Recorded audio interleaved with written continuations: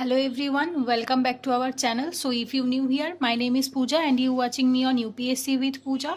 So first of all, this video is going to be a complete 1 year strategy for UPSC 2022. This is a requested video by one of my viewers, or you can say subscribers. So this is totally a beginner strategy. If you have started your preparation, you can skip this video. But if you have not started your preparation and thinking to start your preparation, then definitely you can watch this video. So in this video, we will deal with at least 1.5 years. That means from February 2021 to September 2022. That means for the prelims and the mains total preparation for the UPSC CSE 2022. So here you can see this is a overall structure, but definitely after discussing all this, I will give you an exact, you can say, detailed weekly targets and detailed daily schedule. So accordingly that you can make your own schedule. So before starting this video, I really want to clear one thing. Please don't follow anyone's strategy blindly. This is totally my opinion, my strategy. You can just watch this video and you can take some idea, and accordingly that, according to your weakness, according to your strength, you can make your own. So now we will start with from the February, that means February 2021. So this is totally for the beginners. If you have not started your preparation, then only you can watch this one. The first thing is that the number of months you have: February, March, April. This is a 3-month strategy. So each and every slot, you can say, or you can say phase, these all are phases. So in each and every phases, I have divided them in 3 months.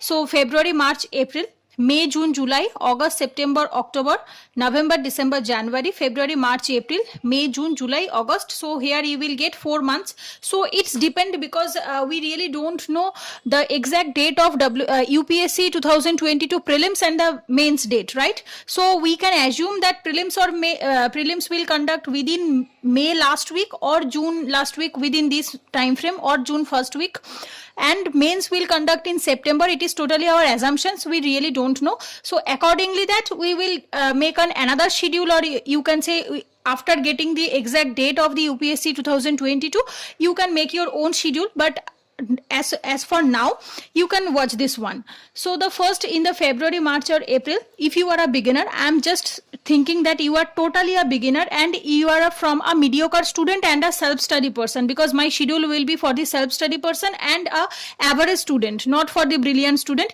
because here I have started with the 6th NCERTs, because those the person who have requested me to make this video, he told me to make this video with the 6th NCERTs, that he want to start from the grassroots level.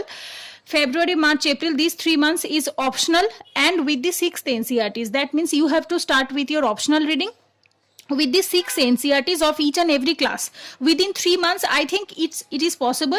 Here I am not recommending you to read the current affairs. The first 3 months I really don't want to recommend you to current affairs, not to read the current affairs. So here you can see I have given the cross. The first 3 months only focus on your optional paper and the 6th NCERTs of the history, geography, social and political life, social and political. So these 3 are sufficient, but yes, definitely if you want, then you can also science. You can also read the science NCERTs. These 4 are more than sufficient, but yes, if you feel that no, I'm perfect with the science background, or if you are from the science background, then no need to read the 6th NCERTs. You can directly go for the history, geography and social and political life. This is enough for the 6th NCERTs. Then May, June, July, and accordingly that you have to incorporate the optional paper also, and you have to complete at least 50% within these 3 months. Within these 3 months, you have to complete your optional paper at least 50%, right? Then the next 3 months, May, June, July, optional paper continue. That means next 50% in this next 3 months, and the 7th and 8th NCERT. 7th and 8th NCERT. These 2 NCERTs you have to done with this next 3 months. That means May, June, July. In these 3 months, you have to complete your optional paper next 50%. That means total 100% in the first initial 6 months. 6 months. With these first 6 months, that means February to July, you have to complete your optional paper total 100%ly. After prelims you can also start it for your mains, but definitely at least before the prelims you have to start complete your optional paper 100%, or you can say at least 80 to 90%. 80 to 90% you have to complete. Then in this time frame you can start with this newspaper reading. Here I am only talking about the reading, not no note making. No. Okay, no note making. So you don't have to make notes in this May, June, July 2021. Don't make notes in this first initial 3 months. Just read the newspaper properly and try to understand each and every concept properly. That is more than sufficient for this initial 3 months, because when we start our newspaper reading it's quite tough for us to make a proper good content note, because if you start note making it won't help you in your actual prelims and mains. The quality of the notes won't be so much good. So that's why I'm recommending you, if you are not so much comfortable in note making, then I will definitely recommend you don't make notes in the first initial 3 months. First start with the 6th NCERTs. When you are more comfortable with the 50% of your optional and 6th NCERTs of each and every subject, then automatically you will get some confidence. In the next 3 months, when you will complete the 50%, that means next 50%, that means total 100% or 90% of your optional syllabus, and you have completed with the 6th, 7th, 8th, these 3 classes NCERTs, you will get, or you will get some extra 30% or 40% confidence in you. So in that time you can start the newspaper reading, only the reading, not the note making. So, and here is a good news for all of you, that is Unacademy Combat, the most competitive gamified UPSC CSE battle. So you have to compete with the thousands of learners in India's biggest fortnightly competition for UPSC CSE. The date is 7th February 2021 and time is 11 AM in the morning. So what you will get? You will get challenging questions curated by the best Unacademy educators, super fast and fun with the real-time rankings, and you have to compete with the best, and after that you will get detailed video solutions by the top educators. So after all this, what you will get? You will get to know about your score, your rankings in the leaderboard, your ratings and awards and all these things. The best part is the win amazing prizes. Rank 1 to 3 will get the 3-month UPSC CSE GS Plus subscription. This is the best part. And rank 4 to 150 will get the Amazon vouchers. That means 1000 Amazon vouchers. And the contest format 45 minutes, 60 questions, 13 combats, 6 sections, relative scoring, fortnightly contest, that means in alternative Sundays, that means 2 days in a month. So for that, what you have to do? First you have to download the Unacademy Learning app from the Play Store. After that you have to register or sign in the app, and you have to select your goal as UPSC CSE GS. Then you have to click on the link which I have given in my description below. When the page prompted, you have to give my referral code, that is Pooja10, to unlock all these things totally free of cost. So don't waste time and compete with the best. After completing all these things in May, June, July, you can start with the August, September, October. So in these 3 months, what you have to do? First, you have to start with the ethics paper. So for the ethics paper, you have to know the basics, that means the theory portions and the case studies. For that you need to write some answers for the case study practice or the writing. So here you can see I have written down here, that is ethics and answer writing for the ethics paper, and 9th, 10th, 11th, 12th. So these 4 classes NCERTs in these next 3 months and the ethics paper. So in the next 3 months, what you have to read from this 9th, 10th, 11th, 12th NCERT.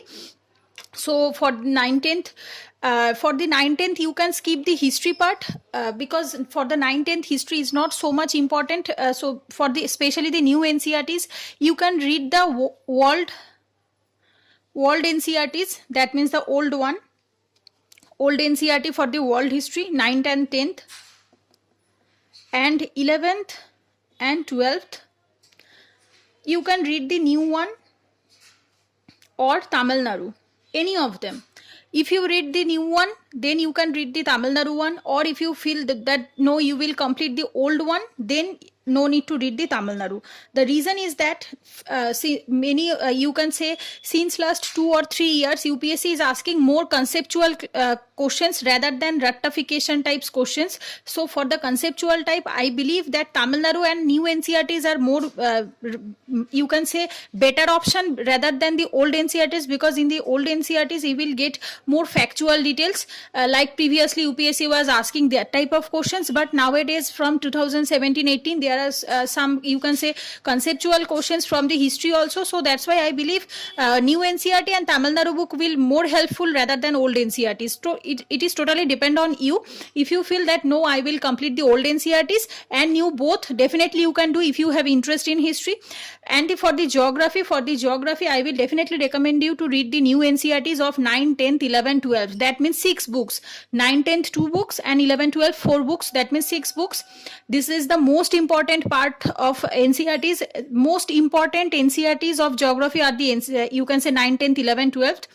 And then you can say polity and the economy. So for the polity and economy, not each and every NCERTs are important. Only macroeconomic NCERTs and Indian economic development after independence 11th NCERT. These two NCERTs are more than sufficient for 11th and 12th NCERTs. And for the polity one, so for the polity you can read only 1 or 2 books. That means one book is called Indian Constitution at Work for the 11th NCERT, and 12th NCERT is India after independence, Indian politics since independence, like this kind of one book for the post-independence India. So for the post-independence India and the Indian politics, Indian Constitution at Work, these 2 books and economy 2 books. So these 6, you can say these 10 or 12 books you have to complete in these 3 months along with your ethics studies. So you have to give a proper, you can say, routine. That means 3 hours for the ethics paper and 5 to 6 hours for the GS paper, and 2 hours or you can say 1 hour for the newspaper reading, and you can say any of the monthly compilations which you want to follow, you can do that part. But yes, definitely from the August, September, October, in these 3 months you can start your current affairs note making. If you feel that yes, I am more comfortable with the note making, definitely you can start. But if you feel that no, I won't make note, I will only rely on the monthly compilations or you can say daily compilations from any of the recognized institute, definitely you can do that part also. It is totally up to you. Then the next November, December, January.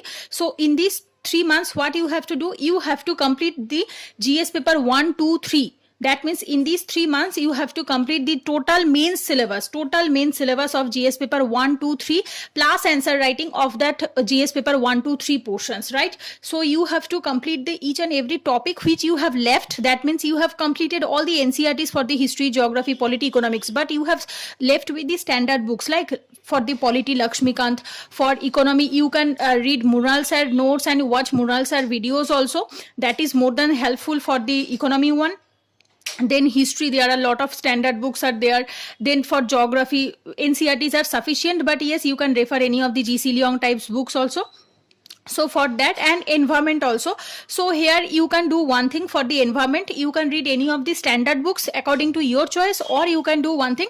You can read the chemistry last 1 chapters and biology last 4 chapters from the NCERTs of 12th NCERTs. That is related to you can say environment static one, but mostly questions are come from the current affairs related to economy or environment. So you can more focus on the current events which are running in the news for the environment, economy, polity, these science and technology. These type of topics are needed more conceptual clarity with the current affairs. Not questions are not so much come from the static oriented, right? So in these 3 months you have to complete GS paper 1, 2, 3 mains topics, that which are left with the mains topics and the answer writing for the GS paper 1, 2, 3, right? Then the next 3 months, February, March, April. So here we don't know when will exam conduct. So if exam will conduct in May, then you have 3 months. If exam will conduct in June, you have 4 months, right? So for the prelims, these 3 to 4 months will be exclusive prelims preparation and mock test. So in this time frame, what you have to do, you have to revise each and everything which you have studied since last 1 year, and you have to consolidate, right? So first 2 months, right? So first 2 months, that means February and March, in these 2 months you have to consolidate each and every notes which you have, each and every topics which you have read since last 1 year. You have to consolidate them in a short notes. You can say consolidation means making short notes for the prelims point of view, right? So you have to make all these things in these 2 months. So after next 2 months, that means April and May, you have to only revise. First 2 months you have to do consolidation process, and next 2 months you have to give mock test, and you have to revise your each and every note. So in these 3 months, I will definitely recommend you to more focus on the economy, environment, then science and tech. Agriculture is a integrated topic, you can say, with the geography and polity. These 5 to 6 topic, or you can say 5 to 6 subjects, are the most important. After completing all these things, you can go for the history one, because yes, definitely their history is lot of studies you have to do, and after that you will get very tough questions and very less questions, 3 to 4 questions each and from each and every history sections. But you have to read a lot of studies, and you will get the tough type of questions. It's quite difficult to attempt all these questions. So definitely and there are less number of questions, but if you complete this topic, you will get almost 15% to 20% questions from each and every section, like from the economy, environment, science and technology, agriculture, geography. So at least 20 questions from the economy, 20 or 15 questions from environment, science and technology, at least 10 questions, agriculture at least 5 to 7 questions, geography 10 questions, polity 20 questions. So almost here you will get almost 70% of your questions. And here I am not talking about the static one, here I am also talking about the current affairs that you have to integrate, right? When you are reading the static of the polity, you have to integrate with the current affairs of the polity. When you are reading environment static, you have to read the environment current affairs also. So try to integrate each and every subjects, because it will give you some confidence that yes, I am totally prepared that topic totally from this static oriented and current affairs oriented. After that, you have to give mock test from the subject wise mock test and full mock test. So at least 20 subject wise mock test and 10 you can say full mock test, right? So it will be subject and it will be full. So you have to give at least 30 mock test for the prelims. This is for the GS paper. And if you feel that your CSAT preparation is not good and you are not so much comfortable with the CSAT, because nowadays questions are quite tricky and quite bit tougher, so I will definitely recommend you to practice CSAT also. If you feel that CSAT is difficult, then at least try to give 10 mock test, or you can say 5 to 10 mock test plus previous year questions. So it is totally up to you that whether you want to do it or not. But yes, I will recommend you to give 5 to 10 mock test or previous year question solving. So that is more than enough if you feel. But after doing all these things, if you are not getting proper marks in the CSAT paper, then you can solve any test series, you can solve any practice sets, or you can solve any you can watch any YouTube videos related to you can say comprehension or math or reasoning, whatever it is. So definitely these are the things which you have to do in the last 4 months before the prelims. Then the next 3 or 4 months after prelims and before mains, in this time frame you have to do the exclusive mains preparation, right? So exclusive mains preparation and giving the mock test, because in this time frame you can see November, December, January, you have started your answer writing with the GS paper 1, 2, 3, but you have not given any proper mock test with the proper time frame. That means you can say 3 hours 20 questions, right? So you have to give at least 20 mock test before your mains for the GS, for the optional, for the essay. So you have to do this 3 things. That means for the GS, optional and essay paper, you have to give at least 20 mock tests before your mains. So in that time frame you have to revise each and everything. Please don't read new topic. Yes, definitely if you have left with any other topic, like short topics like post-independence India, like any you can say world history, these type of topics are not included in your prelim syllabus, only included in your main syllabus. So if you have left any 2 or 3 topics before your prelims, then you can first complete those topics before you can say in the month of May or June, after your prelims, within the initial 7 or 10 days. After completing all this, you have to consolidate each and everything. You have to revise each and everything which you have made for your which you have made the GS notes, or you can say optional notes, and you have to give mock test daily. You can say every 3rd day you have to give mock test, right? every third day or fourth day you have to give mock test for the GS. You can say 2 mock test each and every week. Each and every week you have to give 2 mock test for the GS and optional paper, and every Sunday you have to give essay mock test. So every Sunday you have to give essay mock test. So I believe if you follow this kind of schedule, but definitely there should be some changes according to your preferences, because I really don't know in which subject you are more comfortable, in which subject you are poor. So it will be according to your strength and according to your weakness. So you can make your own schedule also. It is totally a general overview, you can say.